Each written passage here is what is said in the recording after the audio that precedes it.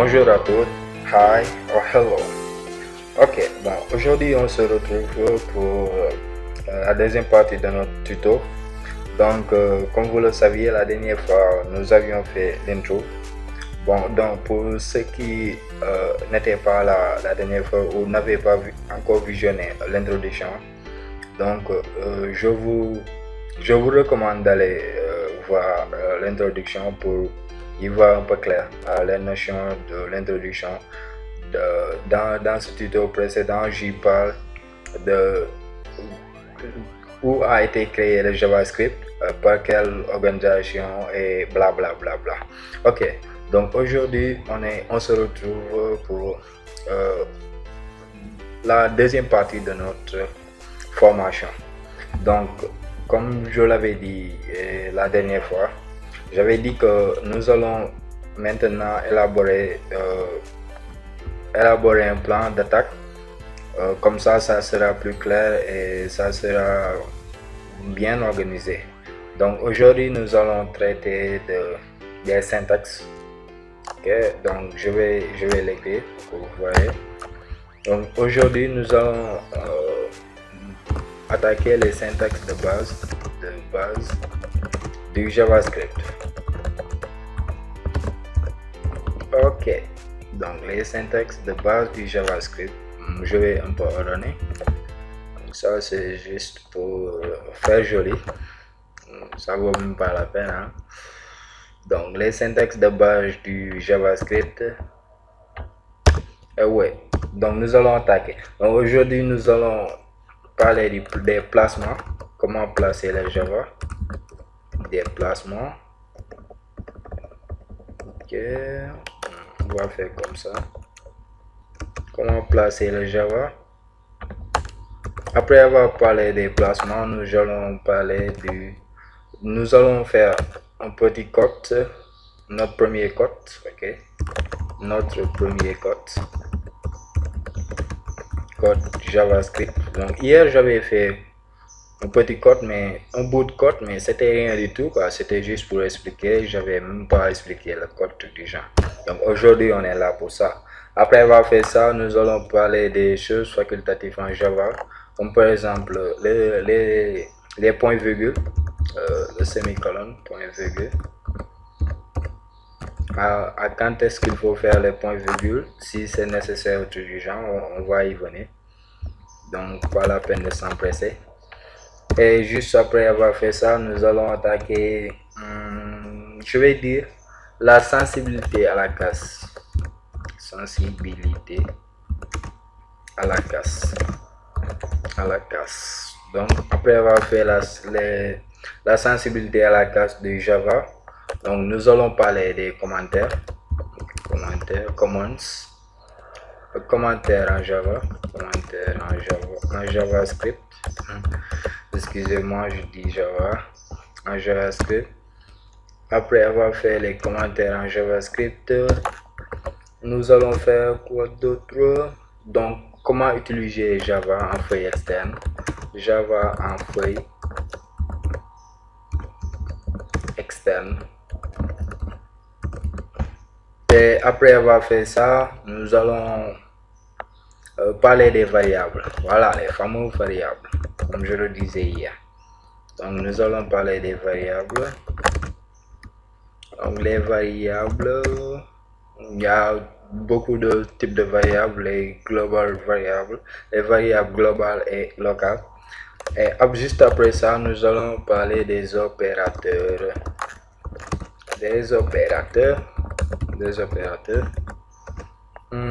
Et après avoir parlé des opérateurs, bon, on se dit à la prochaine. Et la prochaine fois, nous allons attaquer d'autres notions plus importantes sur le JavaScript. Donc, on y va. Donc, tout d'abord, les placements. Donc, comment on place les Java dans notre code. Donc, tout d'abord, il faut enregistrer. On enregistre notre document. Donc, je pars dans Bureau, Desktop. Juste dans Desktop. Voilà, formation JavaScript. Et je le nomme. La dernière fois, j'avais fait un petit intro, je l'ai supprimé. Donc, mais il n'y a pas de problème. Après, je vais le remettre. Et pour les documents à télécharger, je ne les ai pas encore mis. Désolé parce que j'avais de petits empêchements. Mais Inch'Allah, aujourd'hui, je pense que je vais le faire. Je vais le faire. Les documents et trucs du genre, même les textes. Ce texte-ci, vous pourrez le voir et tout, tout, tout, tout. Donc ça, nous allons l'appeler placement. Nous allons pas placement, mais disons notre premier code en Java. Ok, notre premier code Java. Donc vous avez remarqué la manière dont j'écris. .html, faut pas oublier. La manière dont j'écris, je fais des minuscules, des majuscules et tout du genre. Avant de débuter, je fais des minuscules. Ça, on appelle ça, c'est la technique camel case. C'est utilisé par beaucoup de programmeurs parce que ça permet la lisibilité des noms des fichiers. Car quand on regarde ici, notre premier code Java, c'est clair. On sait exactement de quoi on veut, de quoi il est sujet dans ce fichier. Donc notre premier code Java ainsi, et maintenant nous allons l'enregistrer, save. Et comme on est dans ce Sublime Text, je mets automatiquement HTML entrée et il m'écrit le nécessaire. Donc ça, nous allons l'appeler notre premier code JavaScript. Donc pour ceux qui n'avaient pas encore fait l'HTML, ça sera un peu dur pour vous, mais ne vous inquiétez pas.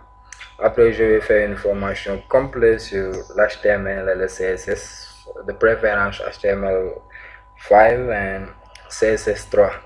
Donc, pas de problème. Après, on va attaquer cela. Si le temps me le permet, Inch'Allah. Donc, après avoir fait le titre, nous allons dans le body.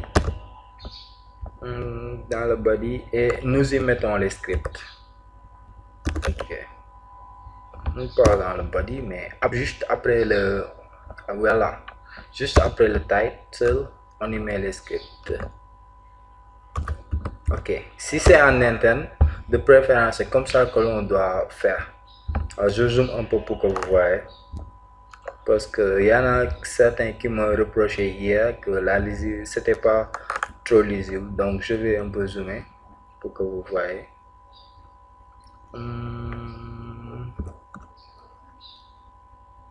Donc je pense que c'est mieux comme ça.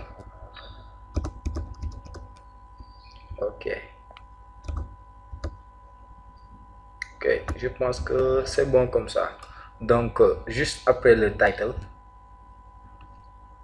vient le script. Donc comme ça, vous mettez script, le texte JavaScript du genre. Donc ici on pouvait ajouter language, mais c'est pas la peine. Language égale petit JavaScript. Mais ça, c'est pas obligatoire. C'est juste pour préciser le langage et trucs du genre. Mais bien que si vous voyez les scripts, vous saurez que c'est du JavaScript qu'on va mettre à l'intérieur. Donc, après les scripts, donc tout d'abord, après avoir élaboré les placements, donc ça, c'est fait. Si j'ai déjà fait, on va faire comme ça. C'est fait. Après avoir fait les placements, nous allons sur notre premier code Java. Donc, ok, notre premier code Java va consister à quoi? Donc, nous allons faire un petit code de rien du tout pour afficher. Donc, je disais à l'instant, pour afficher quelque chose en JavaScript, la dernière fois, si vous avez suivi le tuto, vous deviez le voir. Donc, je mets document write, document that's write, et je mets les accolades. Document write hello. Ceci est notre premier code Java. JavaScript. Alors, ceci est notre premier code JavaScript. Donc, nous enregistrons ça et nous allons voir. Ok. Refresh. Si je l'exécute, voilà, ça m'écrit hello. Ceci est notre premier code Java. Donc, je zoome pour que vous voyez. Donc, vous voyez, ça m'écrit hello. Ceci est notre premier code Java. Donc, ça marche. Donc, pour afficher quelque chose, vous tous, vous savez qu'il faut faire document write. Et le truc que l'on veut écrire entre guillemets, il ne faut pas oublier. Donc, il est préférable de mettre des points-virgules en Java. Voilà, c'était même le point suivant. CTRL V. Il est préférable de mettre des points-virgules juste ici. Mais si tous les codes que vous saisissez sont sur la même ligne, ainsi, et vous pouvez ne pas mettre, ok. Donc je vais tout d'abord, avant de continuer, nous allons prendre ça.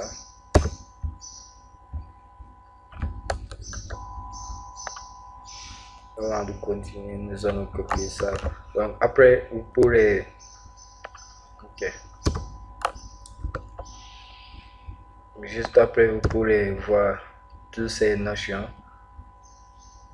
Je vais le mettre après en bas de la vidéo. Ok.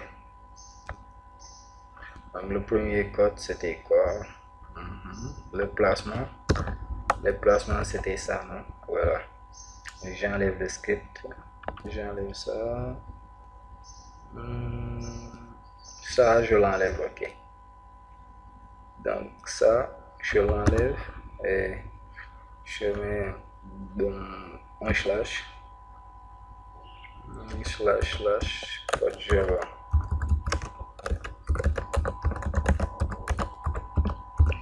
/ code JavaScript.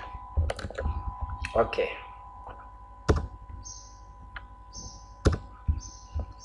Ok, donc je disais pour les points-virgules, il est préférable de le mettre. Donc, même moi, je vous conseille de toujours mettre les points-virgules après les instructions. Car si votre instruction tient seulement sur une ligne, vous pouvez ne pas mettre les points-virgules. Donc, c'est pas obligatoire, mais je vous recommande de ne pas oublier les points-virgules après toute instruction. Donc, moi, je l'ai fait, de préférence, faites ainsi. Et il n'y aura pas de problème pour personne. Donc, ok, nous avons fait notre premier code en Java. J'ai aussi parlé des points-virgules. Donc, je vais faire ainsi pour ne pas oublier que j'ai déjà traité ceci ou bien cela. Donc, j'ai déjà traité des points-virgules. Ok, et maintenant nous allons traiter des sensibilités à la classe. Voilà, sensibilité à la classe, ça veut dire que JavaScript, si je déclarais deux variables, les variables on n'y est pas encore, mais après ça va venir. Si je faisais var en JavaScript, si j'écris var et le var là, c'est pas la même chose, parce que quand j'écris un var, je vais pas utiliser var. Donc j'utilise mot. Si je mets mot et mot, c'est pas la même chose.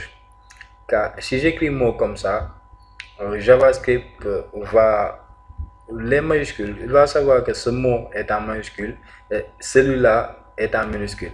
Donc lui, il ne sait pas les mots, d'où il ne fait pas la différence entre le mot MOT en majuscule et le petit mot MOT en minuscule.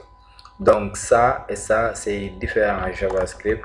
Il ne faut pas confondre. Donc si vous mettez un MOT en majuscule, il est préférable de ne plus utiliser la même variable en faisant MOT en majuscule. Vous pouvez faire autrement en faisant MOT en minuscule ou tout du genre. Donc ça et ça, c'est pas la même chose. Donc ça, c'est différent en Java. C'est différent. Ok. Donc c'est différent en JavaScript. Donc ça et ça c'est différent. Oh, ok, je m'excuse, je l'ai mis dans, ok, CTRL X, on coupe ça, on le met à casse. Ok, donc ça étant clair, nous allons évoluer. Donc pour les commentaires en JavaScript, donc si je veux faire des commentaires en JavaScript, je peux faire ainsi, comme point virgule, je remets le point virgule. Si je veux faire des commentaires en JavaScript, je peux faire tout simplement le script, voilà. Je peux mettre ça. Je peux mettre ça. Non, désolé. Ok.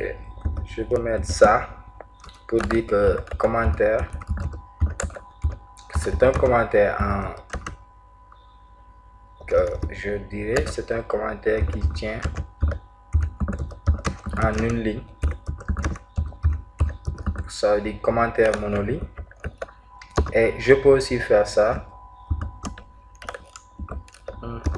Désolé. Ça. Je pars. Je remets l'étoile et je ferme l'anti-slash. Donc je peux mettre deux slash pour dire que c'est un commentaire en ligne. Donc si je mets deux slash, je pars à la ligne, j'écris quelque chose, c'est pas en gris. Donc ça veut dire que ça, le code, l'éditeur, le navigateur va le lire. Il y aura une erreur et peut-être que ça va l'afficher sur sur la page Google ou HTML ou bien Mozilla. Mais alors que si je veux faire des commentaires en multilignes, je vais utiliser cette syntaxe. Je vais faire slash étoile, je pars à la ligne, je mets étoile et je ferme le slash. Donc moi de préférence je fais ça. Donc c'est juste pour de l'esthétique. Comme si je veux faire ceci et je pars à la ligne. Maintenant, moi, à chaque fois que je pars à la ligne, j'ajoute des étoiles. Mais vous pouvez ne pas mettre les étoiles comme si. Vous pouvez ne pas mettre les étoiles, ça fait rien. L'essentiel que votre commentaire soit entre le slash étoile et l'autre étoile slash. Donc ceci est un commentaire qui tient sur plusieurs lignes. Ceci est un commentaire qui se tient sur plusieurs lignes. Ok, ceci étant fait, donc ceci étant fait, après, donc les commentaires ne s'affichent pas en JavaScript. Donc si je fais des commentaires et que donc j'enregistre, je pars, je réactualise ma page. Ok, donc si je pars je réactualise ma page, rien ne se passe. Donc vous voyez, j'actualise ma page, reload, rien ne se passe. Donc il n'y a pas tous les petits codes là. On ne voit pas ça dans la page Google. Donc ça ne s'affiche pas. Donc, les commentaires, ça sert à ça.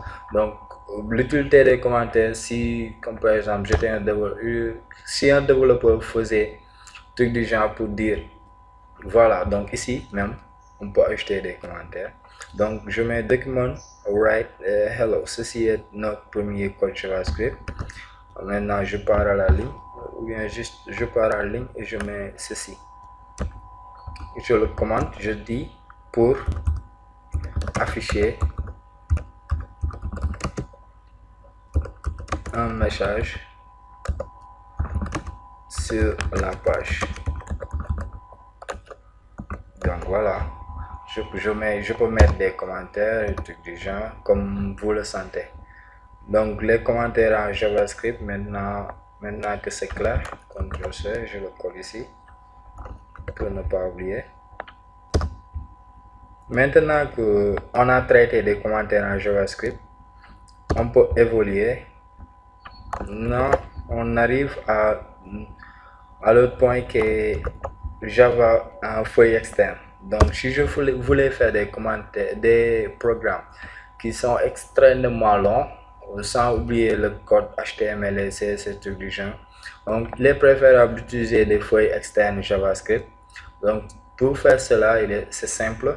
Donc, nous faisons CTRL N, nouveau, ou bien vous mettez file, new file, du genre, je l'ai déjà fait, CTRL N, ça est là, CTRL N pour faire new file. Donc, on l'enregistre avant même de commencer et je le nomme. Donc, je vais le nommer first, non, first code du JavaScript. First code JavaScript.js. Donc, l'extension des feuilles externes JavaScript, c'est .js. Je l'enregistre et voilà. Donc, si je prenais ça, donc document type. Donc, si je reprends ça, CTRL-C, CTRL-C, je le mets là, je dézoome pour que vous voyez.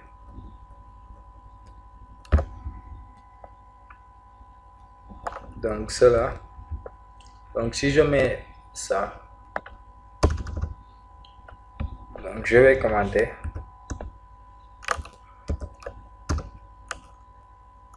Je mets l'anti-slash. Je vais commenter. Feuille externe Java.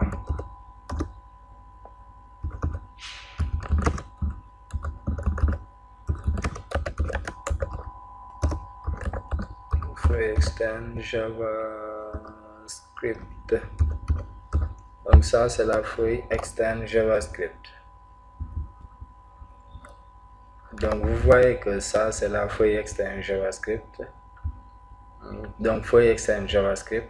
Donc si j'enlevais ça, donc j'enlève ça. Si j'enregistre, donc rien ne se passe. Si je repars voir ma page, je réactualise. Vous voyez, il n'y a rien qui s'affiche ici parce qu'il n'y a pas de code là. Donc vous n'allez pas confondre. Donc s'il y a, vous n'allez pas dire que ici on a notre feuille externe JavaScript qui est à côté de notre programme. Donc ça va s'afficher. C'est pas ça. Donc pour que ça puisse s'afficher, il faut augmenter ici. Donc juste là, avant la balise fermante, vous faites src qui signifie source égale, nous vous les guillemets et vous lui dites le nom.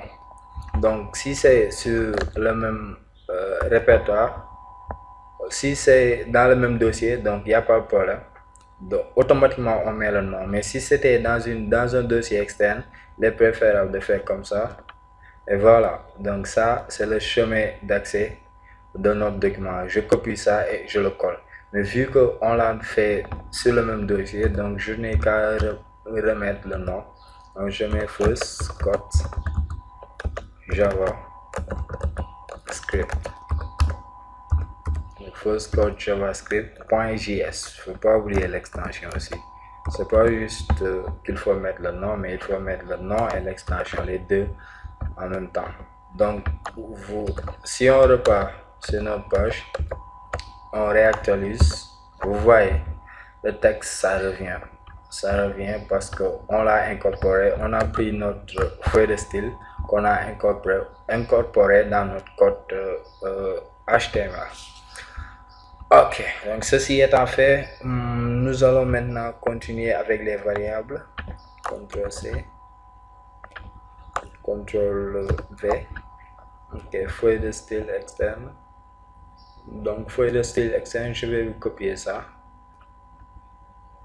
Donc, après, vous pourrez l'obtenir. Je mettrai un lien dans la description. Comme ça, vous pourrez télécharger ce document que je vais mettre juste après ce tuto. Donc, Java en feuille externe. Après, donc nous allons maintenant traiter des variables. Donc, vu que maintenant on utilise des feuilles de style externe, feuilles de style externe. Donc, maintenant pour les variables, ok, on va le faire ici. Donc, j'enlève la source. Je n'utilise plus la feuille externe. Donc, ça ne sera d'aucune utilité. Je peux le fermer comme je peux le laisser ainsi. Ok, maintenant les variables en JavaScript, si on veut déclarer une variable en JavaScript, on met var. Quand on met var, ça veut dire que ce qui suit, c'est une variable. Donc, par exemple, si je mets var, var my variable, my var, je mets var, my var. Donc, ok, je vais utiliser la technique camel case. Donc, si je mets var, my var égale, voilà. Donc, en langage de programmation, si c'est en C ou C++ ou bien Java, on indique le type de variable. Mais en JavaScript, donc tous les types sont permis. Automatiquement, quand je dis var, ce qui suit, je peux mettre n'importe lequel, ou bien que ça soit des numéros, une chaîne de caractères ou truc du genre, je peux le mettre après l'égal, suivi d'un point virgule. Donc, nous allons pas dire les types de variables en JavaScript, mais nous allons dire les types de données en JavaScript. Donc, pour les types de données, nous avons les données, les numbers, que je vais dire les nombres ou bien les chiffres, ça dépend. Il y a aussi les strings, ça veut dire chaîne de caractères. Les strings, string. Donc je vais écrire ici. CTRL C, CTRL V. Donc nous avons les. Ok. Donc pour les variables, ça c'est pour la déclaration des variables. Déclaration variable. Déclaration variable, c'est comme ça que ça se fait. Maintenant, pour les types de données,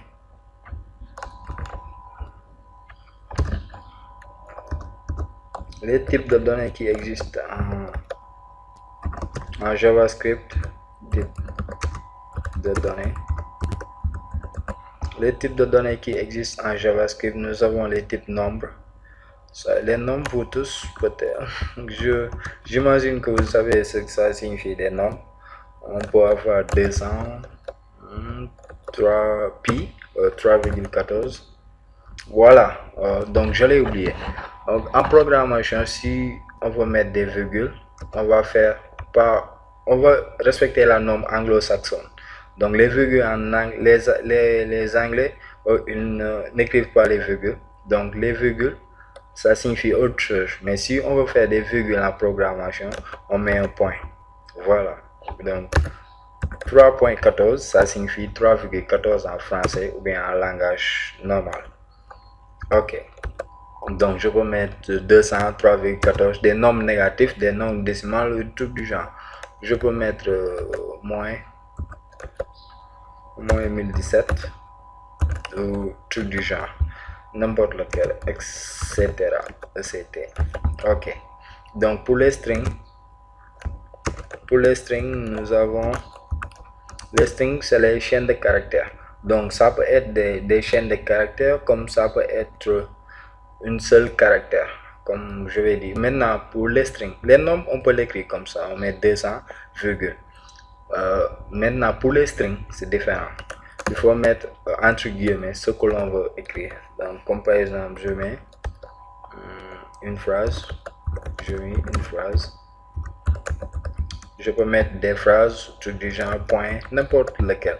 Tout ce qui est entre les griffes est considéré comme le string qu'il faut enregistrer. Maintenant, je peux mettre ça, ou bien je peux aussi mettre un seul caractère, je mets A, ou bien autre chose, n'importe lequel, tout ce que je peux aussi faire aussi 200. Mais ça, c'est différent de ça. Car ceci est considéré comme 200 en chaîne de caractères. Et ça, c'est comme 200 nombres. C'est pas la même chose. Donc, vous ferez très attention de ce que vous faites. Et c'était point. Ok.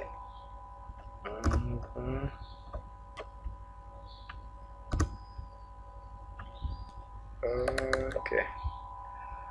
Donc, c'était.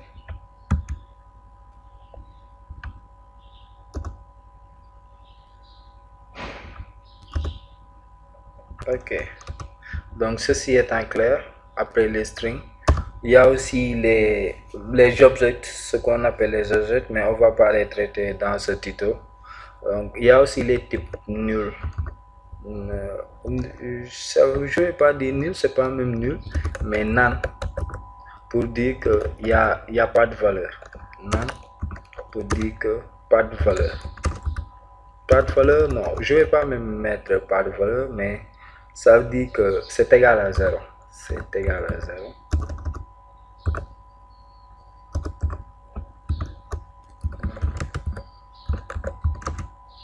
C'est égal à 0. Il y a aussi le type undefined. Defined. Donc tout ça, vous pourrez avoir des notions plus claires sur Google. Donc ça signifie que c'est pas défini. Pas défini. Ça, il n'y a pas de valeur. Il n'y a pas de valeur. Point. Pas de valeur. Ou bien valeur non connue. C'est mieux. Valeur non connue. Valeur inconnue, du moins. Ok, il y a aussi d'autres choses que peut-être j'ai oublié. Donc, c'était ça pour les variables. Donc, voilà, nous allons faire un bout de code sur les variables. Mais avant de faire un bout de code sur les variables, nous allons d'abord parler des opérateurs. CTRL-C, CTRL-V. Je vois le temps, si on a le temps. Donc 32 minutes. 32 minutes. Donc, je pense qu'on va s'arrêter là. Donc les opérateurs, ça sera pour une prochaine fois. Donc, vu que je ne veux pas que le tuto dépasse 40 ou truc du genre minutes, parce qu'il y aura des difficultés pour certains de le télécharger ou bien de visionner la vidéo en HD et trucs du genre. Donc il est préférable de limiter les tutos. Donc on va s'arrêter là. Donc les opérateurs, nous ne les avons pas vus. On ne connaît pas encore les opérateurs. On est toujours aux variables. Maintenant, prochainement, nous allons continuer les variables. Avant de continuer les variables, nous allons d'abord faire les opérateurs. Donc c'était tout. Ok. Merci à vous et je vous dis à la prochaine. Donc n'oubliez pas, comme je disais tantôt, abonnez-vous à ma chaîne et aimez la vidéo parce que c'est en aimant mes vidéos et en s'abonnant à ma chaîne que vous m'aidez à prendre de l'ampleur et de ce fait je pourrai plus m'épanouir sur le fait de créer de nouveaux vidéos, de nouveaux tutos, trucs du genre. Donc merci d'avoir suivi ce tuto. On se dit à la prochaine. Bye bye.